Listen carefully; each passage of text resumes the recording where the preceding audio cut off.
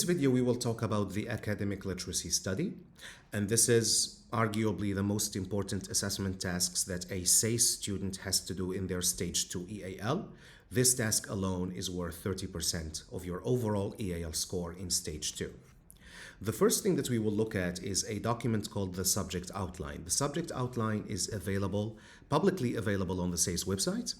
We just need to go and then you can download, you go to the specific section or page for EAL, and then you download English as an additional language subject outline for Stage 2. When we look at the subject outline, we find that the academic literacy study is a written and an oral academic text. And in this text, the students need to investigate a question or a topic, and the findings of the investigations are presented in the form of a written report and an oral interaction. And both the academic report and the oral interaction have an academic nature. Now, while conducting the investigation, students must use a range of sources. So again, as a student, you can't rely on a limited range of sources. So you can't build your entire presentation and your entire discussion, and most importantly, the entirety of your academic report on, let's say, for example, 3 or 4 or 5 references, because that will not be enough. So students use a range of sources, and one of those sources, at least one, must include a listening or a multimodal presentation. So, for example, one of the sources can be a speech, an online lecture, a TED Talk, an interview, a podcast, a broadcast, a seminar, and so on. And what's really important is all the findings must be presented using appropriate language to an academic context. So when it comes to the language, it is very, very clear that academic language is a must for this assessment task. Now, when it comes to the written report itself, the maximum word count is 1,500 words, and the report must be structured, and it must include an introduction, and the introduction indicates the question or the topic, and it also includes a body, and that body must be organized under headings and subheadings. So you will have your introduction, then you have like section 1, subsection 1, then section 2, subsection 2, and so on. Now, there are no rules regarding how many sections, headings, and subheadings a report can have, but because we know it's 1,500 word maximum, so we can't have, for example, 25 sections in the report. That will be impossible. Usually, students would have between 2 to 3 sections, and each section will have 2 or 3 subsections maximum, and that's all. Now, when it comes to elements like the abstract, sources analysis, annotated bibliography, keywords, for example, these elements, they can be included, but they are not a must. And if they are included, they must be included within the 1,500 words, so and not outside. And it's really important that students stay within the maximum word count. Now, you may ask, why is that? Because being within the maximum word count is not easy, is really difficult, especially for a task like this one. And it takes a lot of skill to be able to be succinct, to be able to summarize and synthesize information, that you present a lot of ideas in a few words. That is a real talent, and this is a talent that we are trying to develop with the students while doing this task. At the same time, the written report must include references, and these references, they must be consistent. Now, when it comes to the referencing style, I'm sure that you know there are multiple referencing styles out there. So you have the Harvard referencing style, MLA, APA, and others. Now, when it comes to the SACE itself, they don't really say what referencing style SACE students must follow. But the only thing they insist on is they say whatever referencing style you follow, you have to follow it all the time, and it must be consistent. So we can't have, for example, some of the references written in APA while other references are written in MLA. This is not acceptable in SACE. Well, it's not acceptable anywhere, to be honest. So what you need to do is you have to talk to your teacher, because some schools, they do have a specific referencing system that all students must follow. Same thing is actually quite common in universities as well. And if your school, for example, says, no, you can do what you want, like that's not something, you choose whatever you see fit, then basically pick one. You can go with the Harvard, for example, but just whatever referencing style you pick, you have to stick to it. You have to follow it throughout the task, and you have to follow it consistently.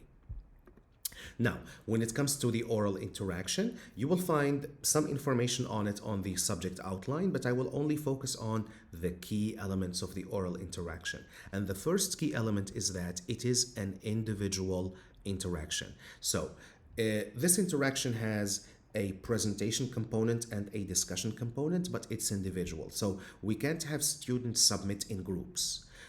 In the SACE program in general, while there are some collective work that students need to do, but that is often, if not always, not assessed.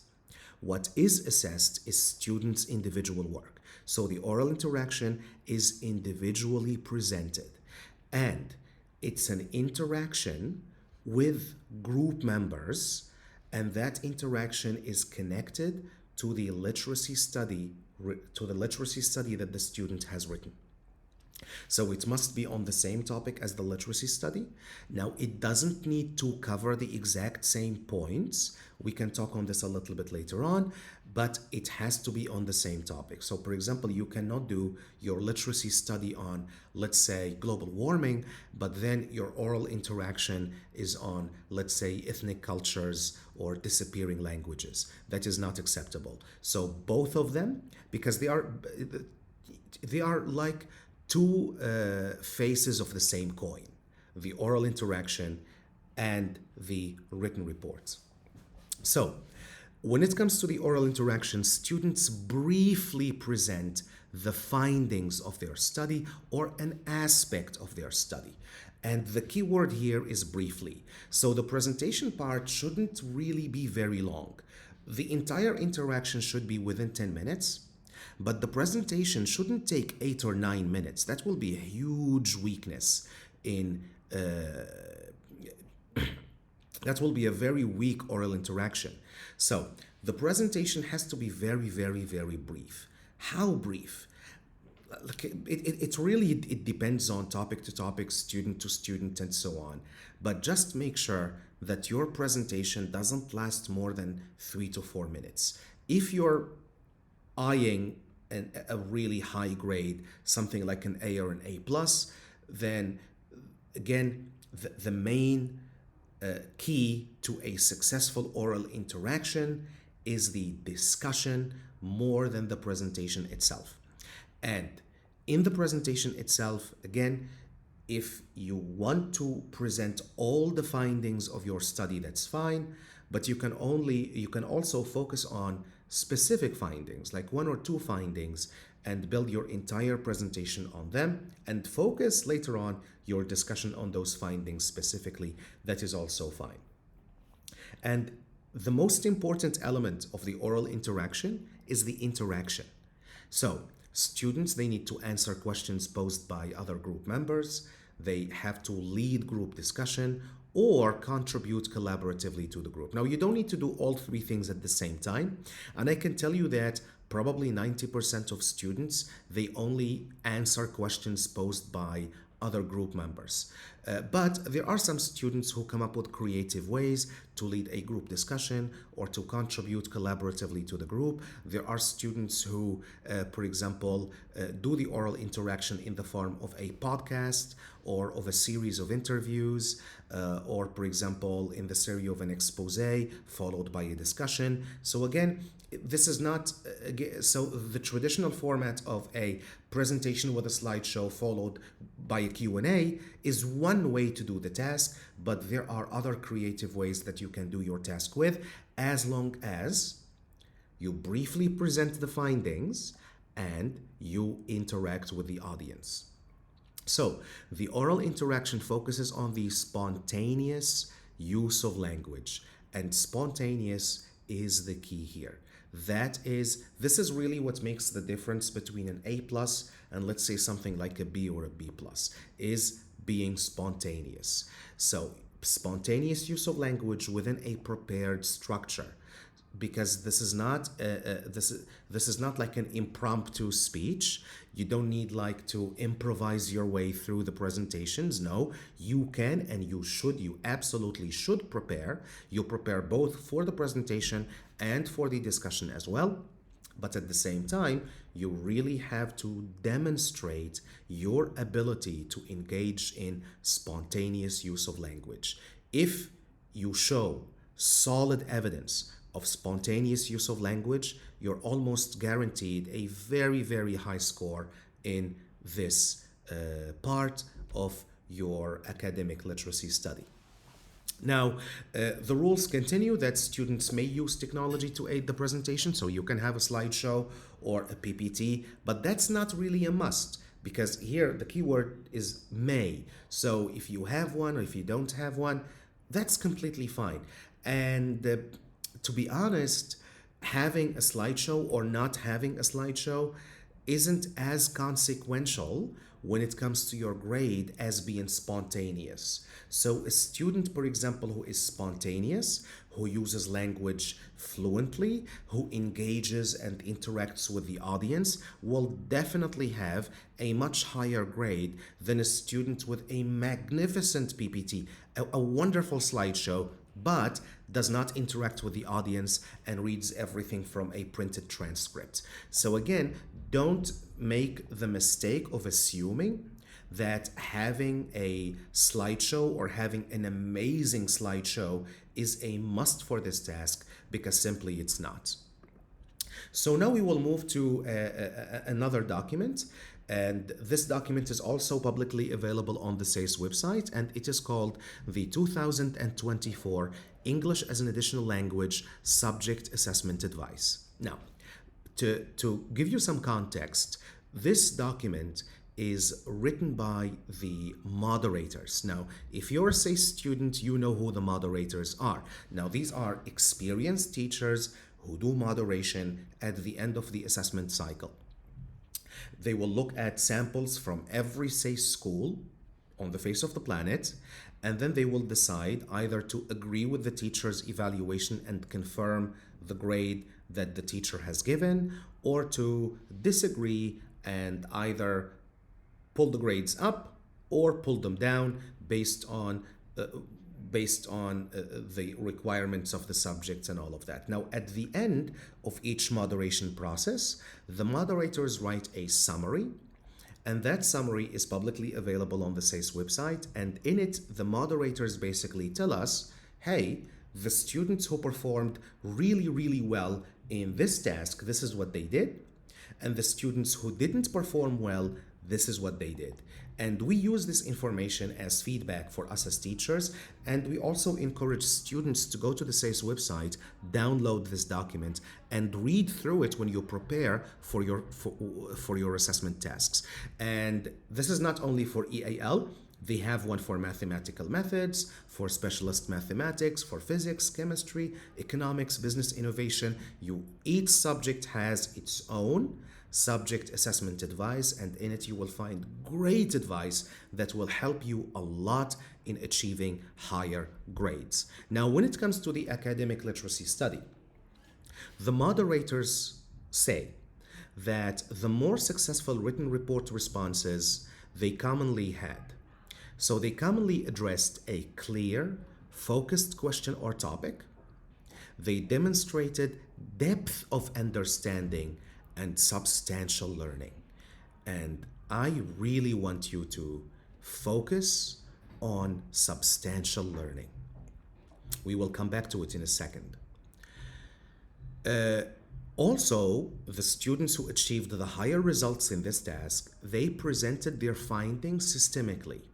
So they had headings, They had subheadings, they had an abstract or an annotated bibliography. Now again, you don't need to have an annotated bibliography, you don't even need to have an abstract, but the findings must be presented systemically. They also critically analyzed and evaluated social impacts using varied and reliable sources with consistent referencing. So these are the students who achieved those A's and A+. They used varied and reliable sources. And it's really important that when choosing your resources for this task, that you rely on reliable sources only. Now, can you sometimes use unreliable sources? Sometimes yes, but they can only be used, for example, when you are investigating, let's say, online rumors, or you're investigating fake news. If a student, for example, is looking on the impact of fake news on an election, and then you would go to the sites that often publish fake news, and yeah, they are unreliable, but you can definitely reference them because you're analyzing them. You're not building, you're not learning or acquiring substantial learning from them, but you're using them with a critical eye to showcase, hey, this is why these are unreliable, and these are the consequences when we have unreliable sources being used. So in this specific context, yeah, you can use unreliable sources for the sake of doing research. But if this is not something you're doing, so if your topic is, for example, has to do with medicine or pharmacology, criminology, psychology, then you really have to exclusively use varied and reliable sources with consistent referencing, because this is what the top performance in 2024 did. And lastly, those who got the highest grades in 2024, they used appropriate academic conventions. So they used technical vocabulary and they used objective language. And it's really important that you do the same. On the other side of the spectrum, students who were not as successful, students who didn't get high grades. So here I'm talking about like C-, B+, D, even E+. What they had in common is their work was based on topics that were too broad, or they based their research on unreliable sources. So the topics were unsupported by reliable sources. They also included minimal in-text citations and repeated information, and showed limited comprehension and limited learning. And again, we have to avoid such weaknesses when working on your task. Okay, so when it comes to the oral interaction side of this assessment, the most successful students, they presented something that went beyond the written report. So they didn't just repeat or rehash what they have already presented in the written report, but they provided fresh insights, detailed exploration, or even explanation of specific aspects. And it is very, very important, and I will show you why this is very important in a few minutes from now. But again, so it's not a repetition of what we have already said and covered in the academic report. It is more of a presentation. You're presenting to a new audience, you're presenting within a different context. Therefore, the ideas, they must be presented in a fresh way, and the successful students, they did just that. So they went beyond the written report and they presented. So they didn't necessarily present a lot of new ideas, but they presented their ideas and their insights in a creative way, in a way that took in consideration that the oral interaction happens in a different context and is towards a different audience than the academic report. The more successful students, they also delivered fluently with minimal reliance on scripts. they engaged with students through eye contact and body language. This is really, really, really important. Now, it doesn't mean that you have to memorize everything by heart. No, absolutely not. And you can definitely have some notes. So you can have some notes that you can look at them every now and then, but as long as you're engaging with the audience, you're keeping eye contact, you're maintaining positive and suitable body language, this is how you succeed in the oral interaction. But if you just stand up and read, for example, with zero interaction with the audience, or if someone has like a superhuman memory and was able to memorize the entire script, and they just like looked at the ceiling and went on and on and on and on reciting what they have memorized, that is equally bad, by the way. That is equally bad as reading from a script. So rogue memorization is not how you achieve a high score in this presentation or in any presentation in SACE. To achieve a high score, so it's all about being fluent, engaging with the audience, keeping good eye contact and positive body language, suitable body language too. The students who were very successful in 2024, they also demonstrated enthusiasm, and they connected the research to the presentation with references and visual aids. And they facilitated dynamic, meaningful group discussions. So they went beyond just ask me a question and I will give you an answer. No, they didn't do that. They went beyond that. They facilitated dynamic and meaningful group discussions. They really led a discussion. And those discussions, they incorporated, and we go back to spontaneous again, spontaneous interaction and critical thinking. So again, this is not, oh, I will do a presentation, I will finish my presentation. Do you have any questions, Steve? Oh, hi, I want to know blah, blah, blah. And then you say, yeah, that's a good question. And then you go and you give your answer. Say, okay, what about you, Michael? And then Michael says, well, what about this and that? And he says, oh, wonderful question. And then you give an answer. No, that is not what the most successful students in 2024 did. What they did is they really had a dialogue. They had a conversation that was dynamic, that was meaningful, that was spontaneous, in which there was an actual exchange of ideas, not just a Q&A, but an actual exchange where people had to think, where the audience members, they had to reflect on thoughts and so on.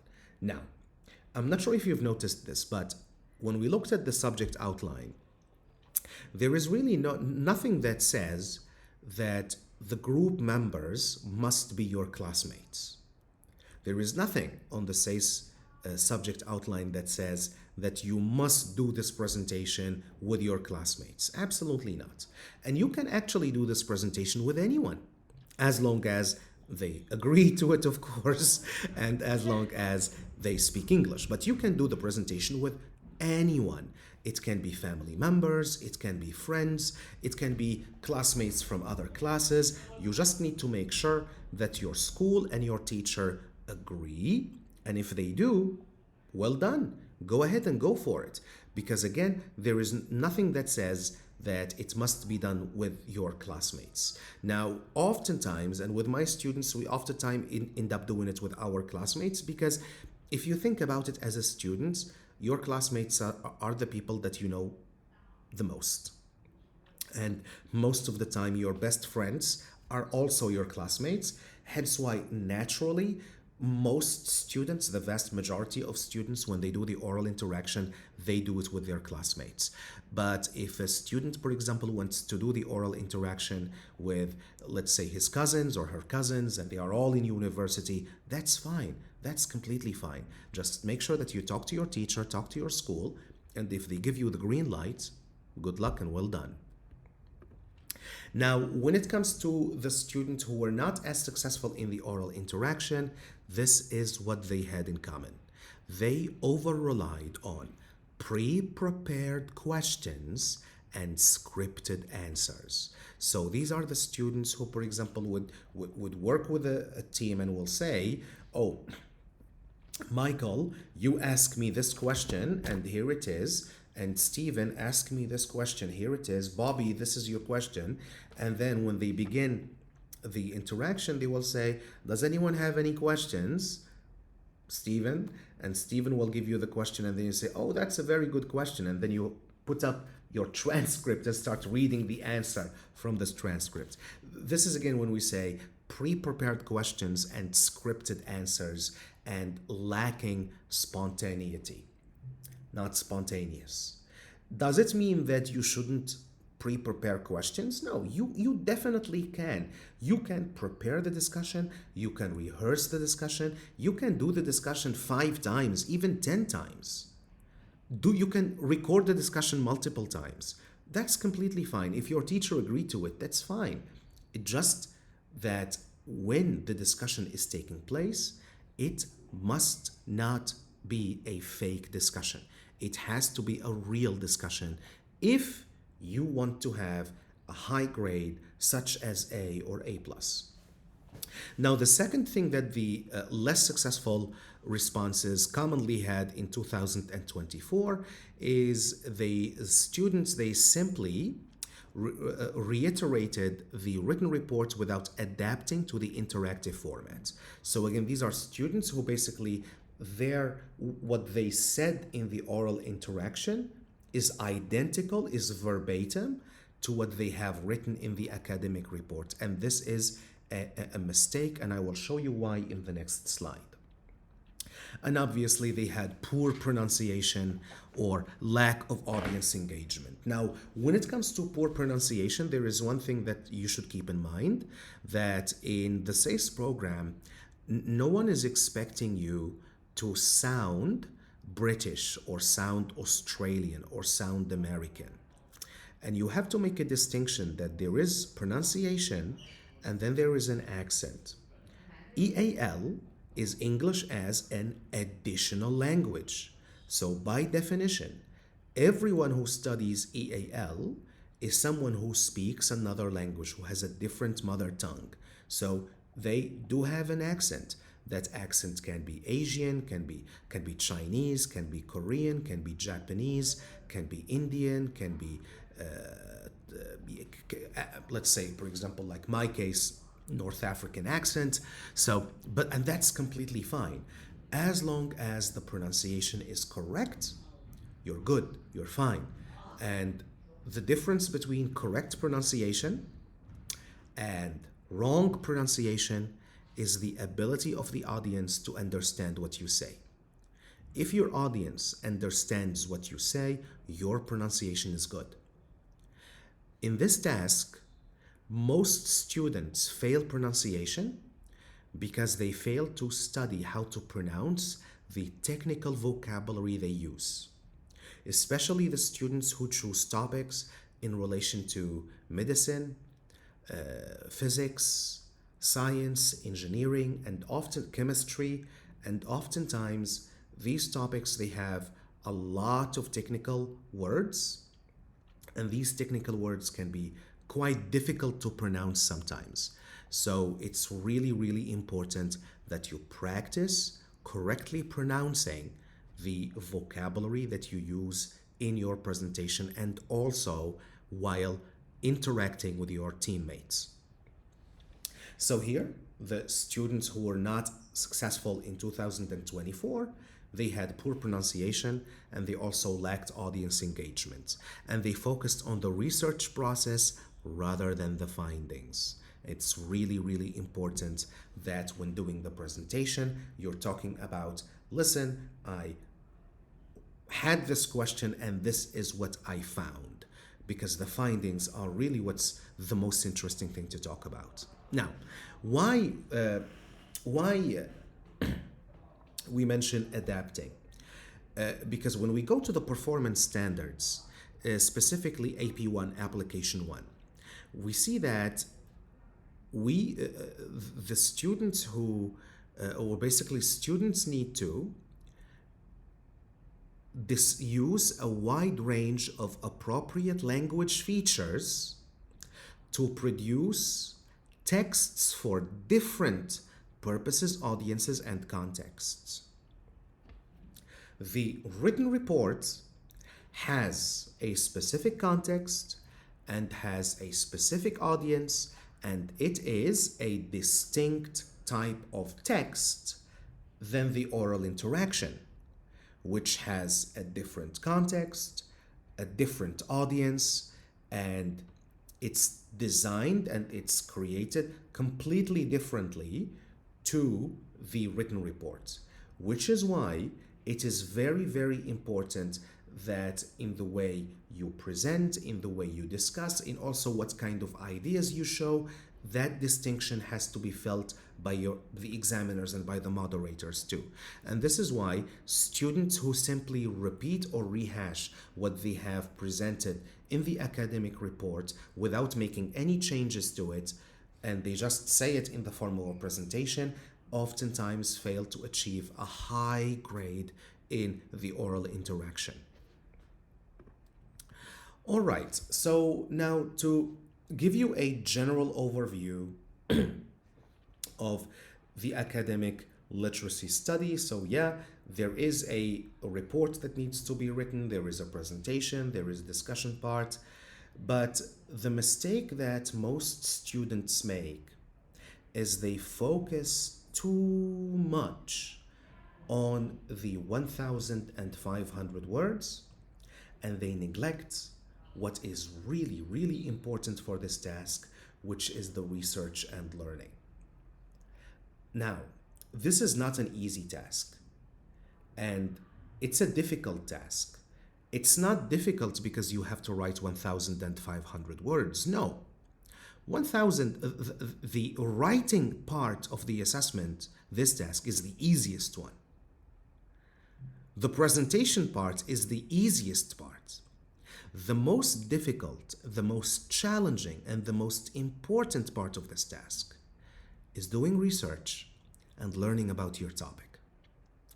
If the research and the learning are done correctly, then the rest isn't really that difficult to do. But if the research and the learning are not done in the way they should be done, then it doesn't really matter how much time you spend on those 1,500 words, because the outcome will probably not be good. So, when it comes to this task, if we want to prioritize things, then first is the topic choice. You really have to choose a very good topic. Now, I'm being a little bit vague here, but let me explain.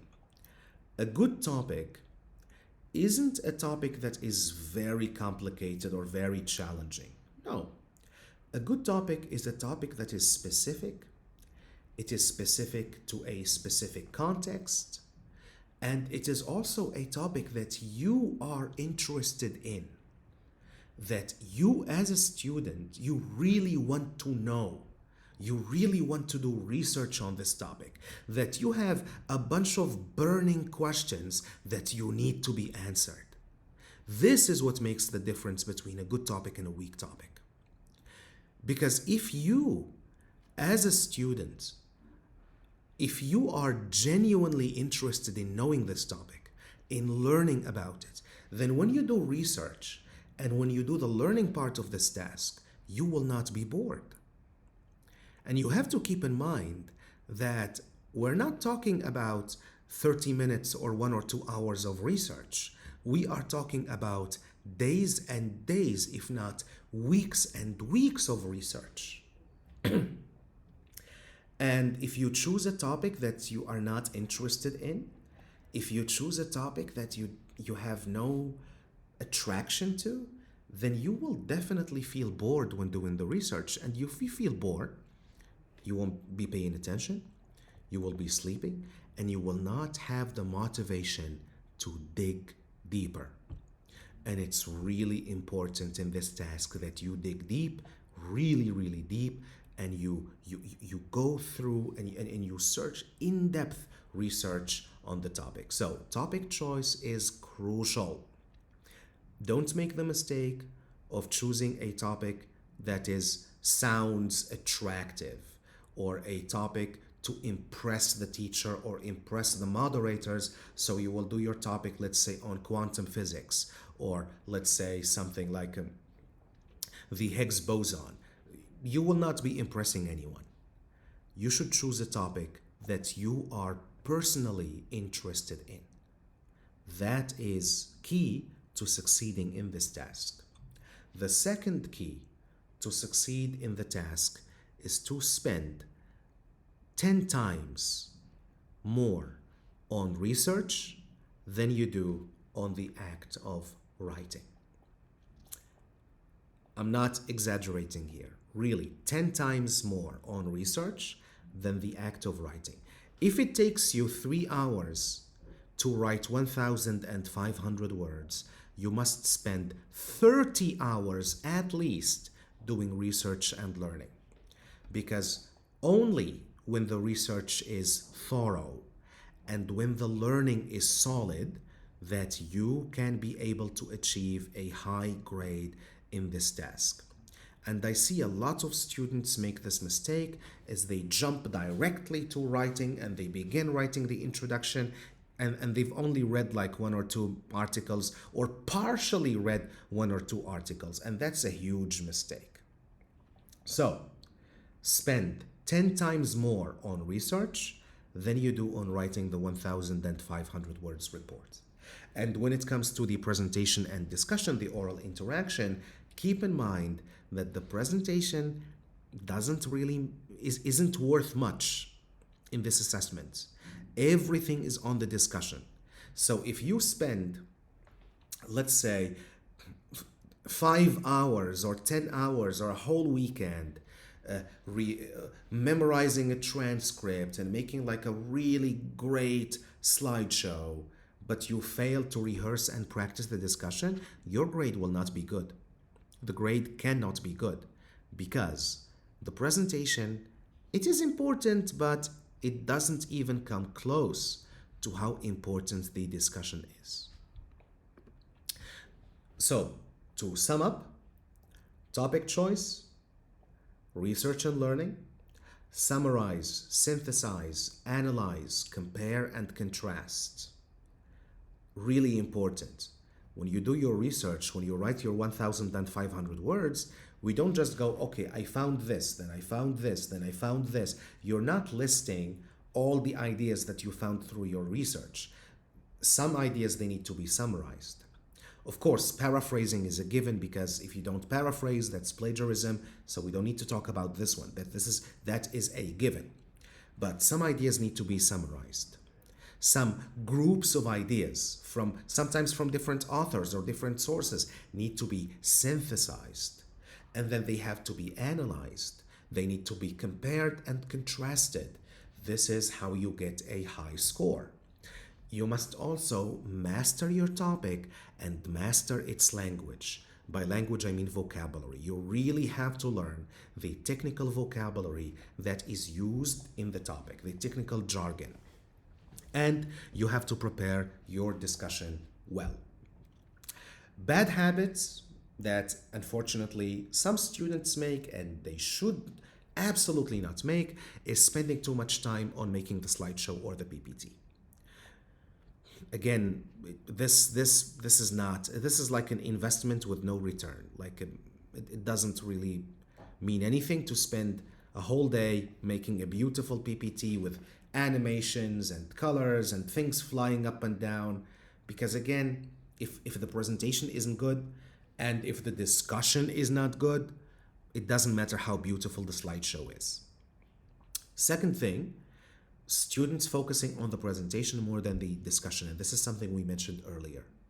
And lastly, students writing a superficial report in which they present lots of information without analysis, without comparison, without contrast, and without contextualization. So lastly, I want to wish you all good luck for this task. Now, I cannot claim that I know everything about this task, so you still need to talk to your teachers, go to the SACE website, go through the subject outline and the subject assessment advice. And if you have any more questions, feel free to leave me a comment and I will do my best to respond to your comments one by one. And I wish you all great success in this task and in stage 2 in university and even afterwards. Thank you for your time and take it easy.